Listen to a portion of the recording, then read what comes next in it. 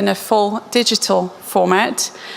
So thank you for being here with us, despite the numerous travel issues that we've been confronting over the last couple of days. And we hope you really enjoyed the time at the A320 FAL, the new FAL here in Toulouse, with A321 capability that you discovered with the teams yesterday. And of course, a big thank you to those of you who are joining us online. So today, Guillaume and Dominic are going to explain how the company managed a complex 2022 and what the road ahead looks like in 2023 and beyond. Guillaume will start by sharing the key highlights for Airbus in each of our businesses, and Dominic will then provide you with a deeper dive into the 2022 financials. Then Guillaume will highlight some of the achievements on our sustainability roadmap before we move to our Q&A session. Those of you following online will be able to submit your questions remotely using our Live e-tool. The entire press conference will be conducted in English, and there will be no simultaneous translations. So, ladies and gentlemen, let me first please draw your attention to the Safe Harbor statement. Please familiarize yourselves with it. You can see it on the screens now. And remember that all forward-looking statements, such as our guidance, are based on assumptions. As conditions may change, so may our projections and our plans. Now, before I hand over to Guillaume for an overview of 2022, I'm really pleased to share this video with you, which I think demonstrates the key achievements of Team Airbus during the year 2022. I hope you enjoy it, and we'll be back with you in a moment. Every year tests our capacity to adapt. 2022 was no different.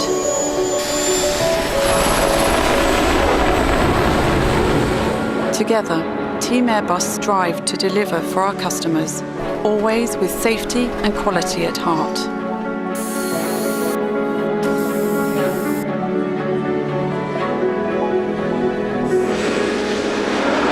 We built exciting new partnerships. We are transforming our company and with our partners, the aerospace ecosystem. Our commitment to uniting people, cultures and businesses remains as strong as ever. We continue to defend our values and protect the most vulnerable.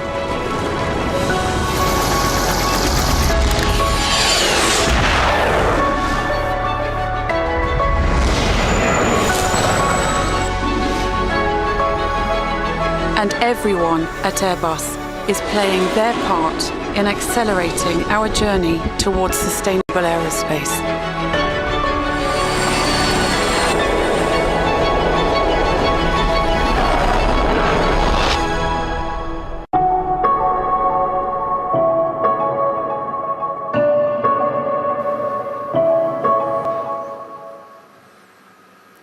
Thank you, Julie. Great video from your team and yourself. Good morning, and thank you all for being with us here or following us online this morning. Given that you've already had time to go through the press release and follow the analyst call, I'm sure most of you are already familiar with the figures and highlights of our full year disclosure. So I'll try to keep my opening remarks relatively short to leave time for your questions. I'm sure you have plenty. 2022 was indeed a complex year. We faced an adverse operating environment and many disruptions. Almost 1 year ago to the day, Russia invaded Ukraine. Furthermore, we had to adapt to a complex operating environment and, in particular, an adverse supply backdrop, which eventually led to fewer commercial aircraft deliveries than originally planned. This means it will take us 2 years to achieve what we had planned to do in 1, and this is reflected in our guidance, which I'll discuss later. Still, Team Airbus delivered a good set of financials, and we were able to propose a higher dividend payment than last year, with 1.8 euro a share for 2022. Dominic will take you through the financial performance in a moment. Almost 2 months into 2023, we continue to see complexity and volatility persisting. Risks of further disruptions remain, albeit at a lower level than last year. In that context, we will be laser-focused on ramping up commercial aircraft production and continuing to work on our long-term strategic priorities. But before I go there, let's start with an overview of the 2022 highlights across our businesses. Let's begin with our key 2022 achievements in the commercial aircraft area. We delivered 661 aircraft in 2022, even though it was around 8% up on the 2021 deliveries. This is only about half the increase we had initially planned, so this is obviously frustrating. On the booking side, we won 1,078 gross orders. This included 24 additional orders for our new A350 freighter.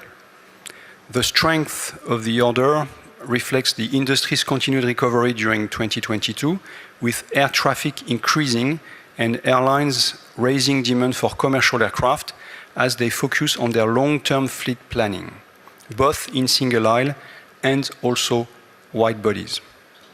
At the end of December 2022, our backlog had slightly increased compared to 2021 to 7,239 aircraft. The adverse operating environment, combined with various disruptions, prevented our supply chain from recovering at the pace we had expected, and we had to adapt our operations accordingly. We have therefore adjusted the A320 ramp-up trajectory. We are now progressing towards a monthly rate of 65 aircraft by the end of 2024 and rate 75 in 2026. Of course, we also continue to prepare our global industrial system to secure rate 75. Some of you who were here yesterday will have already seen preparations for our new A320 family FAL in Toulouse, which are well advanced. All our assembly sites are now A321 capable, which will help us meet our ramp-up objectives as we see an increasing share of A321s in our delivery stream. On the wide-body side, we see a growing demand for wide-body aircraft as international air travel recovers. We are increasing A330 to 4 aircraft a month, and following a feasibility study with our supply chain, we have decided to increase A350 production to 9 aircraft a month at the end of 2025. Finally, a quick word on our settlement with Qatar Airways. On the 1st of February this year, we announced we had reached an amicable settlement related to the legal dispute over A350 surface degradation and the grounding of A350 aircraft. As part of the settlement, we have also agreed terms for the delivery of 50 A321s and 23 A350 aircraft, and we'll be able to move forward and work together as partners again.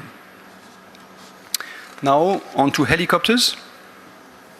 In 2022, Airbus Helicopters had a good year, with an ongoing market recovery and positive momentum on both civil and military markets. We saw strong commercial momentum with the ongoing recovery,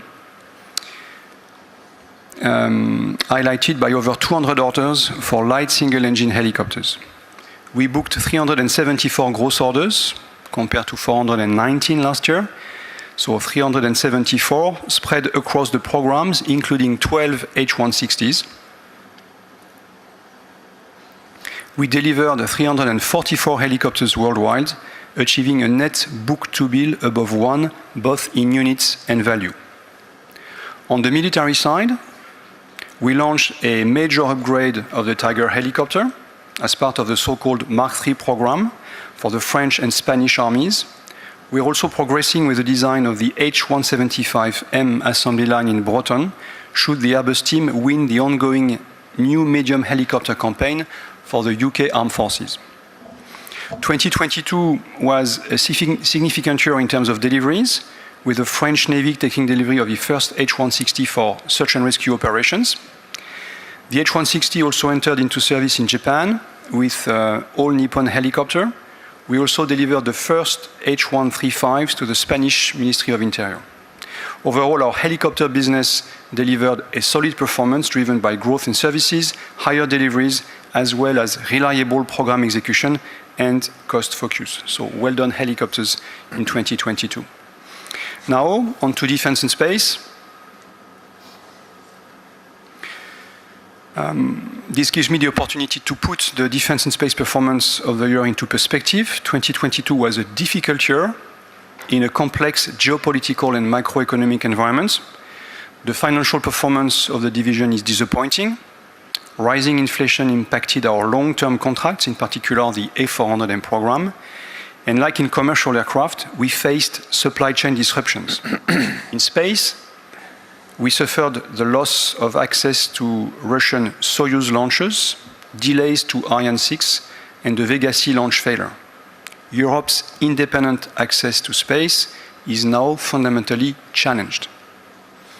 That being said, we booked 13.7 billion euros of orders in line with the 2021 level, representing a book-to-bill of around 1.2. Contract wins included order for the FCAS, the Future Combat Air System Demonstrator Phase 1B, and Eurodrone, two strategic defense programs for the decades to come. Included an order for 20 Eurofighters for the Spanish Air Force and the renewal of two contracts for the in-service support of the Spanish fleet, and a contract to provide two high-performance optical Earth observation satellites to Poland. 2022 has proven the need for a stronger Europe in defense and space, like in helicopters. Our solutions enable governments to maintain the peace, stability, and security which our societies have become used to and which are absolute prerequisites if we want to face our long-term challenges. There is no sustainability without security. At Airbus, we are honored to work on projects which are of critical importance for Europe's strategic autonomy. I mentioned space as an area of concern for Europe currently, but I cannot go through our 2022 highlights without mentioning the historic flight of NASA's Orion spacecraft to the moon and back, which took place late last year. This success, made possible by the Airbus-built ESM, the European Service Module, has been an immense source of pride for all Airbus teams involved. It is, in my view, a clear example of our determination to play a pioneering role in aerospace. We are all very much looking forward to the first crewed flight around the moon, which is currently planned for 2024. But now, back to Earth, if I may say. And just before handing over to Dominique for the financials, let me mention that the 3-year probation period under the terms of the Deferred Prosecution Agreements, the DPAs, with the French Parquet National Financier, the UK SFO, Serious Fraud Office, and the US Department of Justice ended on 31st of January this year. We are awaiting the formal determination by the authorities that Airbus has complied with the terms of the DPAs to close the prosecution against Airbus in line with the procedural requirements of each country. Airbus will continue to meet its obligation under the consent agreement that is extended until October 2023 as mutually agreed with the US Department of State. Over the past year, we have implemented a strong company-wide culture and governance with respect to ethics and compliance, which we will maintain and continue to develop going forward. Compliance is one of the 5 pillars of Airbus and will remain so. It is embedded in our sustainability commitments. And now, over to you, Dominique, for our financials.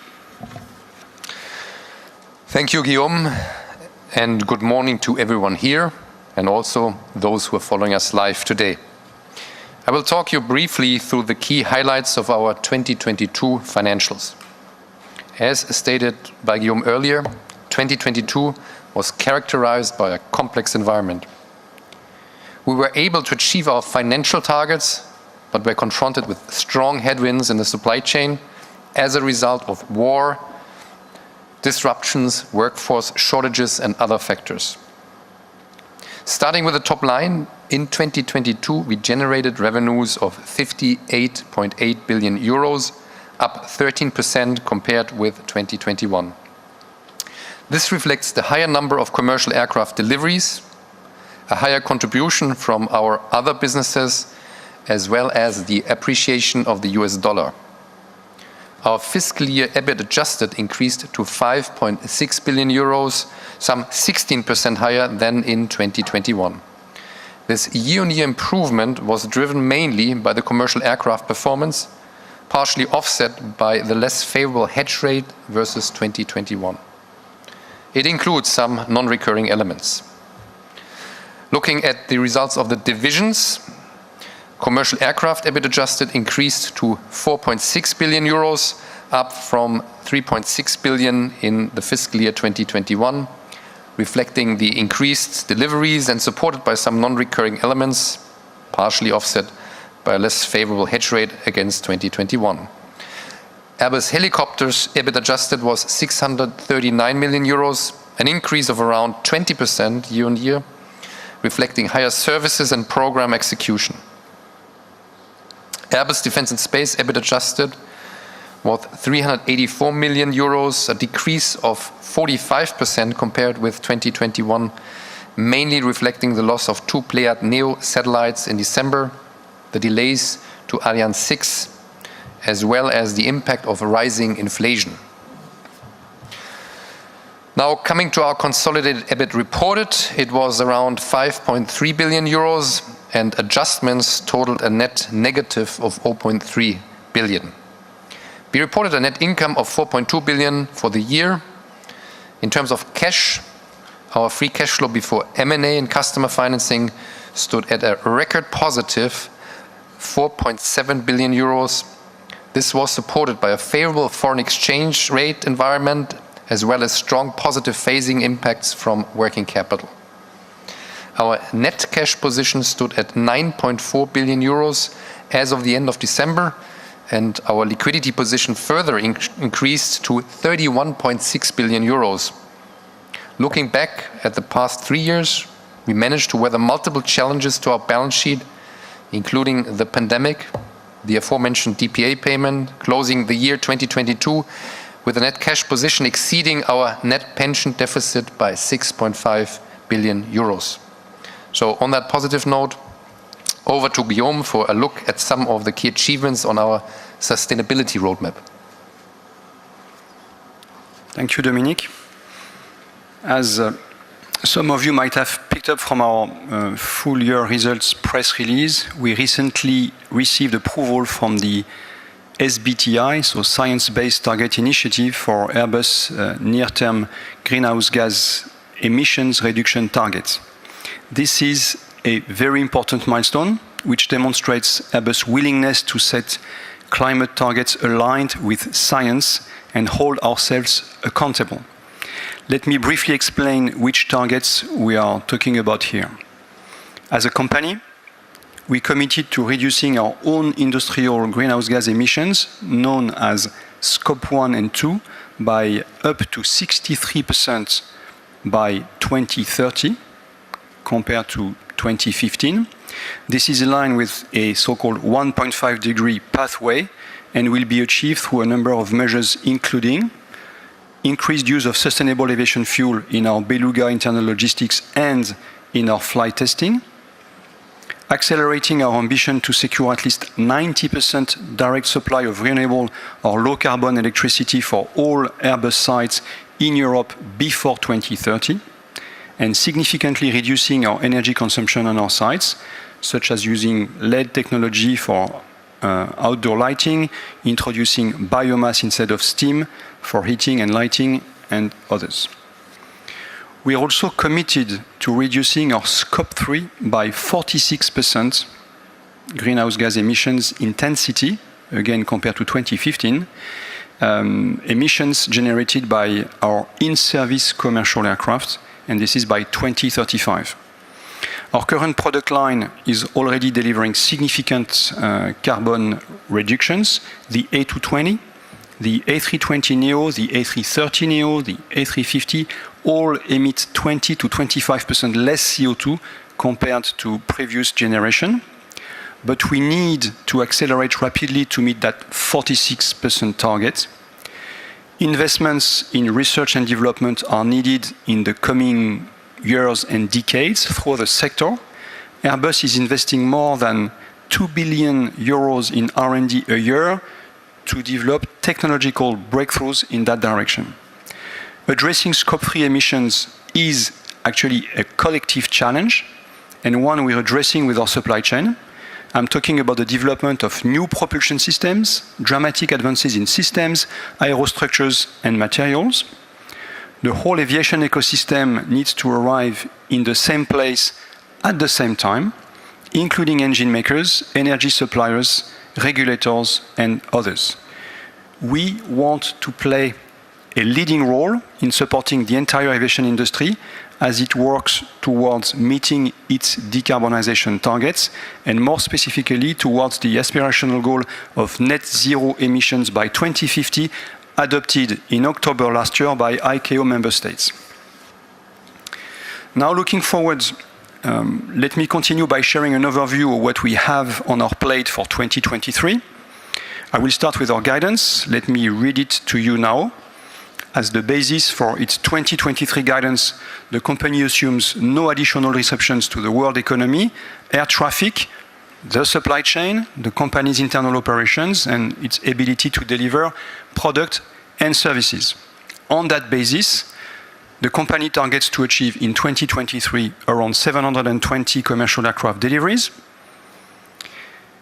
an EBIT adjusted of around 6 billion euros, and a free cash flow before M&A and customer financing of around 3 billion euros. This guidance reflects the adjusted growth trajectory of our commercial aircraft business, taking into account phasing of pre-delivery payments, the investment we are making to prepare our future, and the adverse operating environments we continue to face. So looking beyond the numbers, what will our priorities be in 2023? This year, more than ever, the main priority is to ramp up commercial aircraft productions. In the persisting adverse environment we're facing, we will closely work with our suppliers in order to adapt our production to match supply. We'll continue to play a leading role in the major defense programs that contribute to Europe's strategic autonomy in an unstable global security environment. In parallel, we'll continue the long-term transformation of the company to automate, digitalize, and decarbonize our processes, products, and services.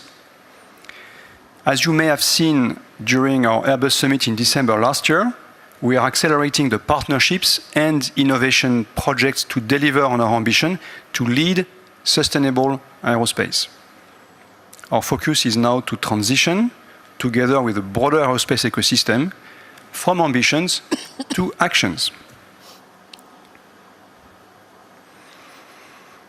Before I hand over back to Julie, I would like to say a few words. It's today's last full year result conference with you, Dominic. It's been a great privilege and honor to have you with us for 4 years. You've brought a lot to Airbus. Your contribution has been amazing in very difficult times, and probably even more than the rest. It's been a real pleasure. We'll miss you, Dominic, and I really wish you good luck for your next challenge at SAP. They are very lucky to get you on board. Thank you.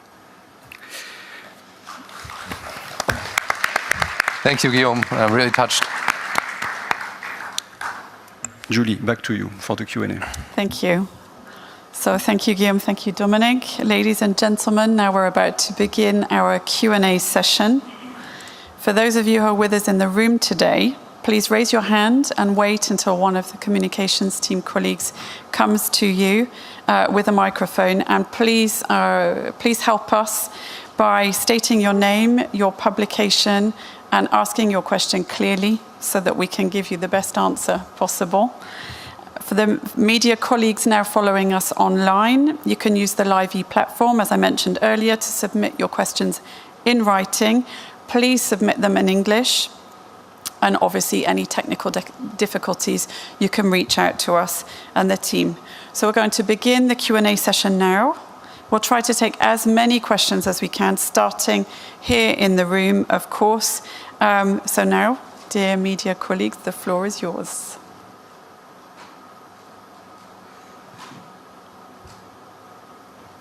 Hi, Guillaume. Sid from Bloomberg. A couple of questions. One was on free cash flow. Dominic, probably for you. You talked about sort of lower free cash flow next year. Is the supply ramp up sort of increasing working capital requirements? And how much of that will actually go to suppliers? And will you need to support your suppliers, especially with rising energy costs and inflation? Second, on the Qatar A350 compensation, will it reflect in the 2023 results? And how will it sort of reflect? Will it be sort of, how will you account for it? On your wide-body ramp-up plans, you talked about ramping up production of the A350 and the A330neo. Recently, we've seen comments reported by the Rolls-Royce CEO talking about Rolls-Royce being a burning platform. Are you concerned that your suppliers may not be willing to commit as much capital to this expansion? And in terms of supplies from Russia, are you continuing to source titanium and aluminium from Russia? So it's quite a few questions. Next time we may well limit them in number. Thanks, Sid. Okay, Dominic, would you like to start? Maybe starting on the free cash flow. If you look at 2022, a year ago we said that we will probably generate 1.2 billion less than what we actually achieved. So we have been positively surprised by strong cash flows, and topics like pre-delivery payment were coming in more strongly than anticipated. There's also a timing issue on certain payments, so it was a very, very strong outperformance, and 2023 is a little bit of a flip side of that, and certainly the rephasing of the deliveries doesn't help. So these are really the major items that will explain the lower number in 2023. But I also want to reiterate that what we said on the capital markets, that over a 5-year planning horizon from 22 through 2026, we are deeply committed to a cash conversion of 1. On Qatar, we didn't need to take any incremental bookings on the settlement. Everything is digested in the P&L in 2022. I take the wide body. Yeah. So we need all partners and suppliers with us for the ramp up, including on the wide bodies. We took time in 2022 to assess the supply chain capability. Indeed, there's a lot of expectations on Rolls-Royce, and we are very close to them. They're very close to us as well. They will be focusing on their operations this year, as they did last year. And we count on them to come with us for the ramp-up, and that's what they have committed to. Titanium Russia, no change. We continue to diversify. It takes time to get there, and it will still take some time to be fully independent from the Russian sources.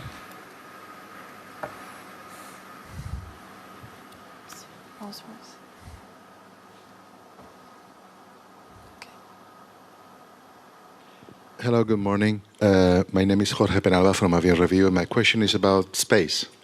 And the question is for Guillaume Faury.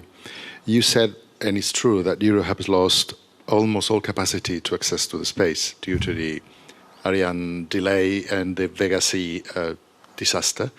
So what is Airbus planning to do? What's going to do about it? What lessons are learned for the future, and how is this affecting to your operations?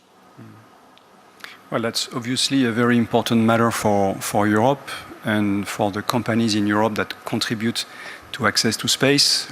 We are part of Ariane with it's a joint venture where we have 50%, and that's something that has always been very close to us, as we are a satellite space. You mentioned end of Ariane 5 and Ariane 6 being delayed. Actually, it's not only Ariane 6 being delayed, it's the backlog on Ariane 6 being very strong. The slots are booked for a long period of time. So it's commercial success of Ariane 6, I have to say. The loss of Soyuz played a big role, and then the failure of Vega C end of last year. I think we've been very successful over decades with Ariane when we Europeans came together as partners and united our forces around Ariane. In the meantime, and especially in the recent years, there's been divergence with a lot of independent and national approaches to access to space, and this very divided situation is leading to the situation we are today. So my deep belief and what we're sharing with other stakeholders around us, including states, is that we need to reconverge to a European roadmap for access to space. That's the case with Ariane 6, so a lot of hopes and expectations are on Ariane 6. That's probably the first step to be successful for, but we need to redefine a true European common approach to access to space. That's what we're advocating for, and I'm hopeful that this is what we will see happening moving forward, given the very bad situation we're in. How to turn that crisis into something positive and an opportunity means having Europeans coming together again, as it was the case when we've been successful before.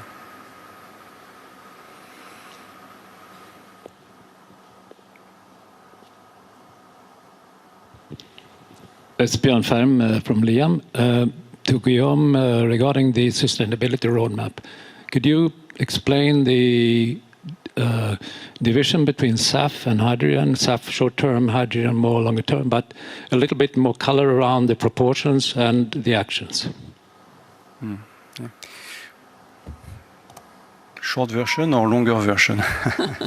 I'm very passionate about it. Well, the way we are powering planes today is with fossil fuels.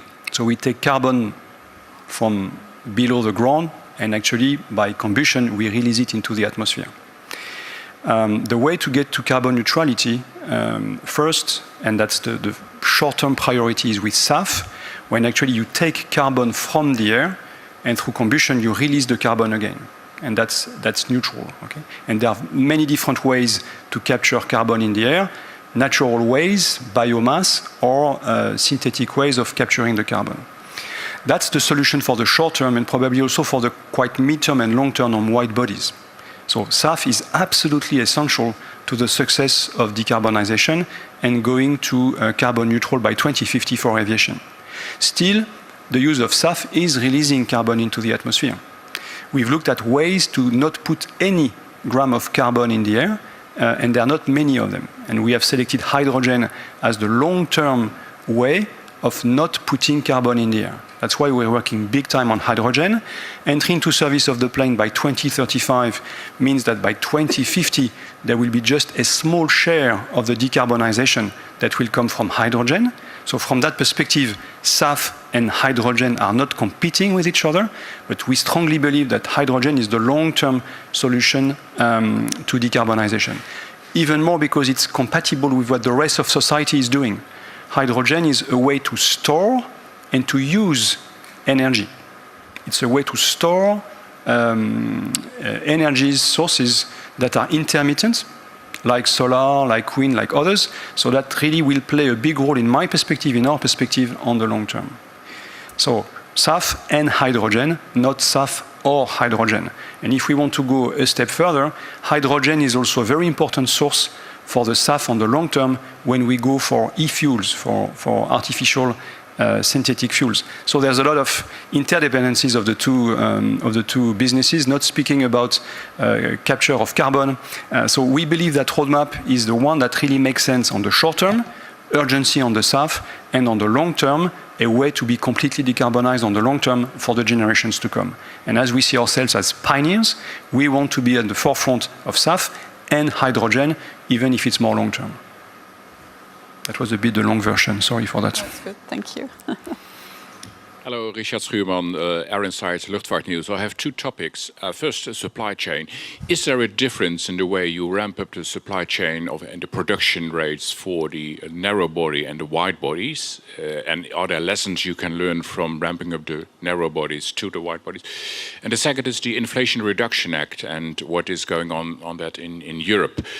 How is that affecting Airbus or benefiting Airbus? What impact does it have on your operations?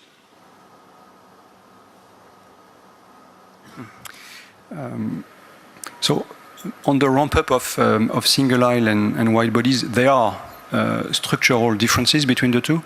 One is, on wide bodies, we can be by far more granular on what we do, given the small number of airplanes, where on the single aisle, we are now on volumes. It's a flow management on single aisle. There's a lot of crossovers and a lot of similarities, and we have similar suppliers, and we spend time learning lessons or inputs from each other. But basically, yes, the nature of the management of the ramp-up is a bit of a different one. When it comes to IRA, IRA is challenging Europe in the sense of having a very strong incentive package for accelerating on decarbonization technologies and fuels.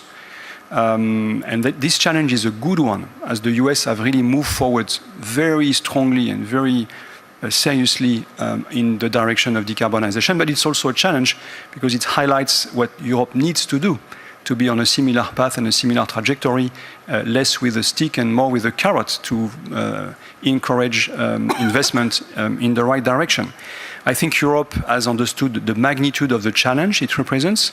And yes, we see impacts as we see companies which are very energy intensive reviewing their investment cases, other small companies at that stage or companies outside of aerospace, but this could be broadened if there is no better visibility and certainty on the prices of energy and in particular decarbonized energy. There are many other aspects that we could comment on IRA, but I think bottom line for us at this very moment, that's primarily what is important to us. Jan Koschner, Carré Cosmos. Excuse me, do you have a comment on the Boeing and NASA demonstrator projects? Thank you, Jan, sorry. So, sorry, can you repeat, please? I was looking for you in the room. No, it's okay. Do you have a comment to make on the Boeing and NASA demonstrator project? Yes, it's a bit of the same of what I said with IRA. I think it's very good news for aviation, aerospace, and decarbonization to see the US ramping up their efforts. That goes in a similar direction than the one we have taken, so that comforts our belief on the mega trends and what needs to be achieved. But there's going to be more competition. They'll come with innovative solutions, they'll come with ideas, they put money, investment in that direction. I think that's the nature of our activity to be in competition, and that's what we see coming. So yes, good and bad at the same time. I think good for the ultimate transformation of the industry and for the airline customers anyway.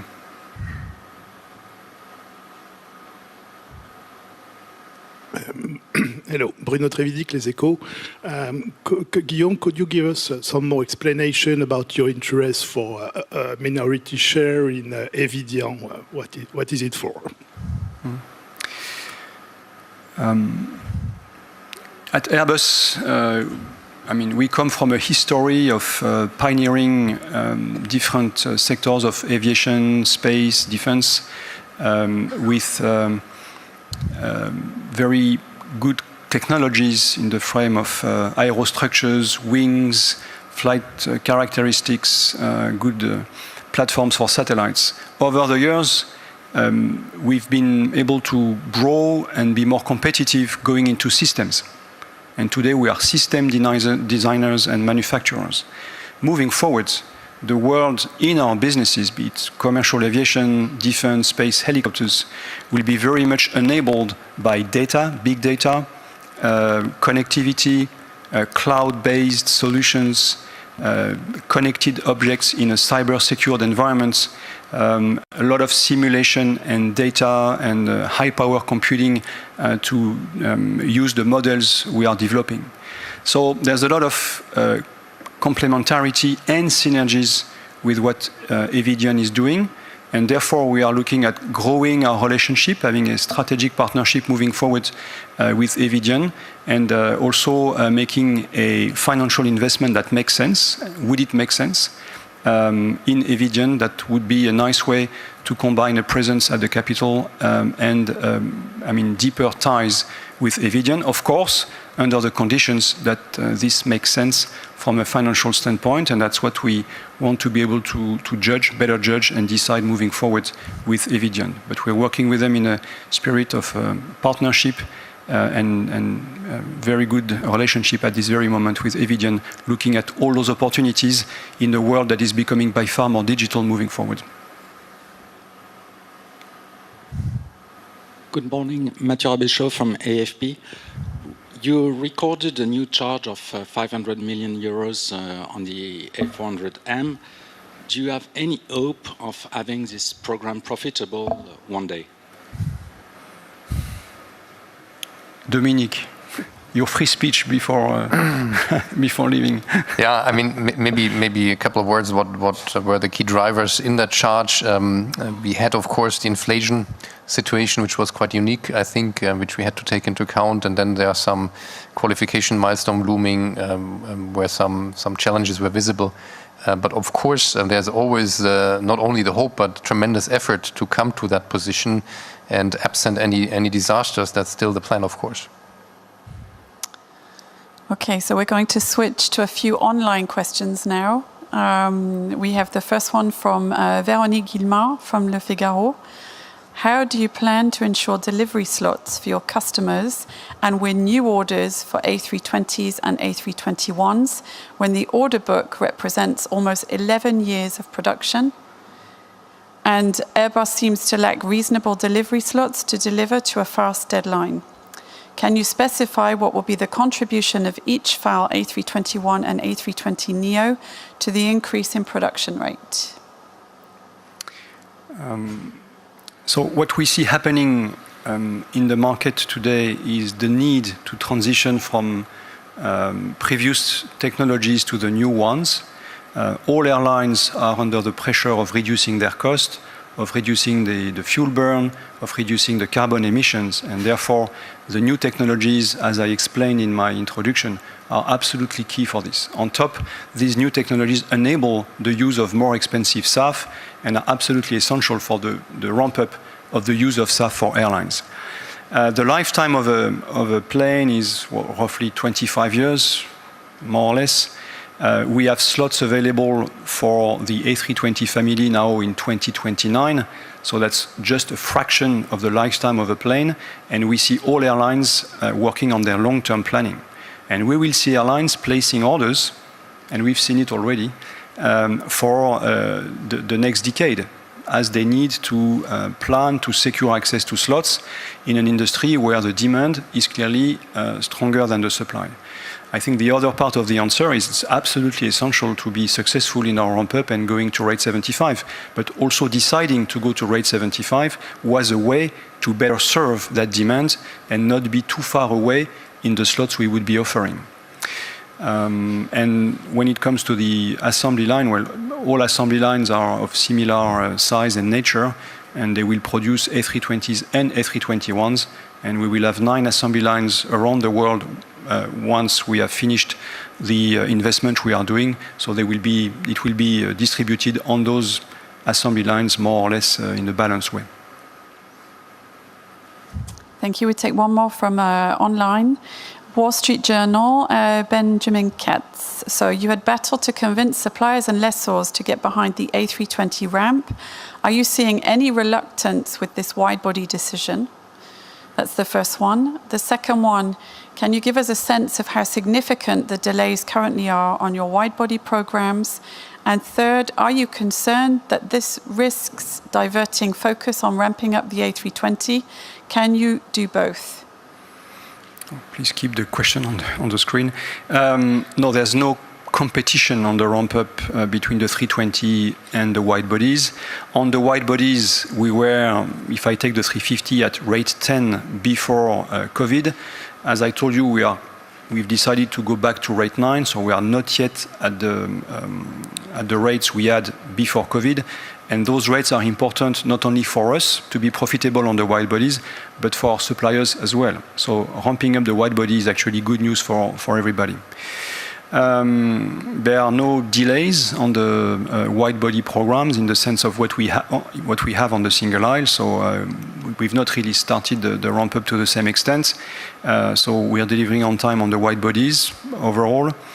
And therefore, I mean, yes, the cumulative impact of ramp-up on the 220, the 320, and the wide body is what makes that incredible success difficult to deliver. That's the beauty of being Airbus at this very moment. We have to deliver on all programs, which are very successful from a product standpoint, from a market standpoint, and that's what the company is committed to be doing in 2023 and beyond.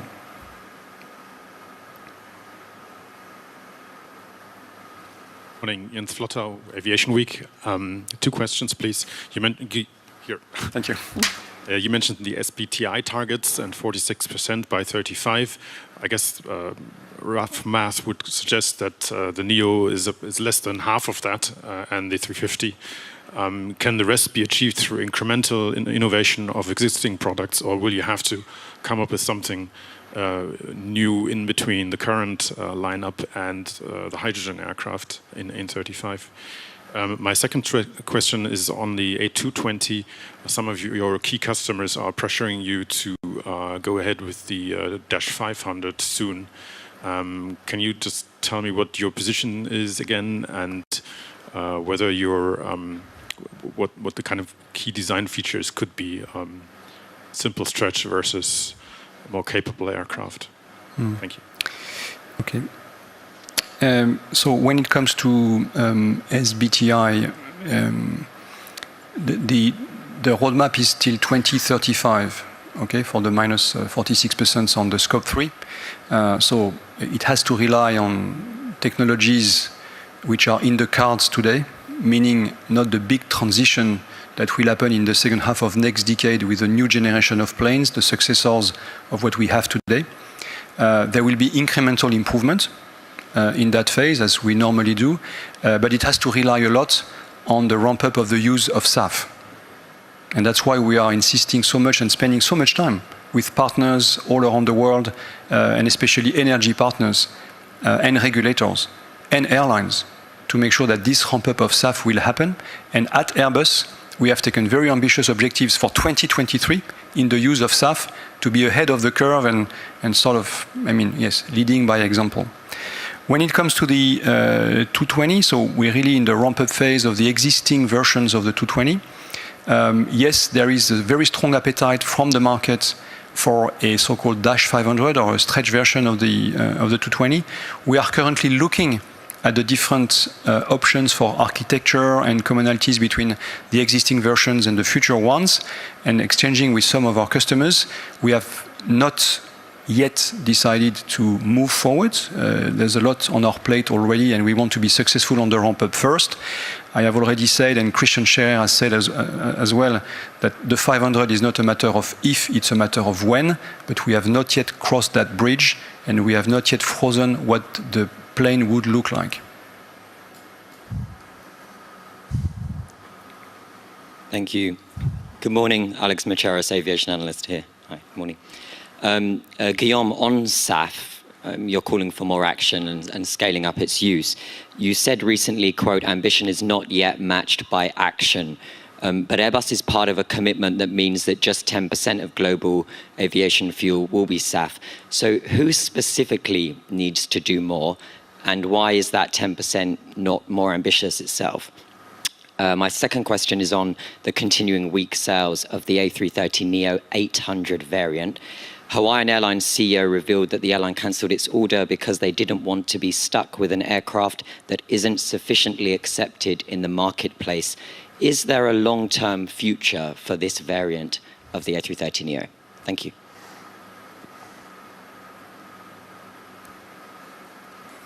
Thank you. So the 10% SAF objective needs to be achieved by 2030 by the industry to be consistent with the trajectory for carbon neutrality by 2050. And today we are at less than 1%, significantly less than 1% of use of SAF in the industry. We see a lot of projects everywhere. and we try to play a role of catalyst in accelerating. And actually, we've seen a lot of positive news in the last year, a bit across the world, in Europe, in the US mainly, on airlines committing to the use of 10% of SAF by 2030 and disclosing their contracts, the companies they're working with. And when we speak with energy producers, they are now coming to decision points, investments. So on the one hand, we are behind. We don't yet see the secure trajectory to 10% by 2030. On the other hand, there's a lot of momentum, and I am optimistic that in the next 2 or 3 years, we'll see the projects, the investment that will secure this 10% by 2030. So the jury is out, but that it's time for action in the sense of making those projects become reality, and therefore enabling the growth of the use of the production and use of SAF by 2030. So it's feasible. It's not yet done. It's airlines, of course, there needs to be a demand. If you want airlines to have a demand, it helps to have either regulations and mandates or incentives, as we see in the US. And a lot of things have happened, including IRA recently, okay? And in Europe as well. So I'm optimistic, but still a lot of actions ahead of us. On the 330 Neo, well, that product was ramping up when hit by COVID, so it was not very helpful in terms of timing. We strongly believe in the competitiveness of that product, and there is a long-term future for the 330 Neo. And by the way, we're ramping up on the 330 Neo to rate 4. So that's a product I really believe in, that fits into the Airbus product range, and that corresponds to expectations of certain markets in terms of price competitiveness of the product. Ángel Calvo from the Spanish press news agency EFE. Can you develop a bit more about the problems of the A400M program? There's a new chart this year. This is not the first one. This is not the second one. And will it have some implications for the production or for the program itself? There's no objective for this year. So we are executing our contracts on the A400M. We've delivered in 2022 more planes, I think 2 more than what we delivered in 2021. I think we delivered 10 planes as far as I remember last year. And we still have 50-ish to deliver to, or a bit more, to all customers. We have a plan for the final assembly lines. We are working on export prospects and customers. That's really the next phase of the program. The A400M as a product has been very visible in a very positive way when there was the Kabul events, and we had all customers of the A400M but one present in Kabul with their planes, and it became absolutely obvious to all military operators around the world that it was a unique capability in terms of ability to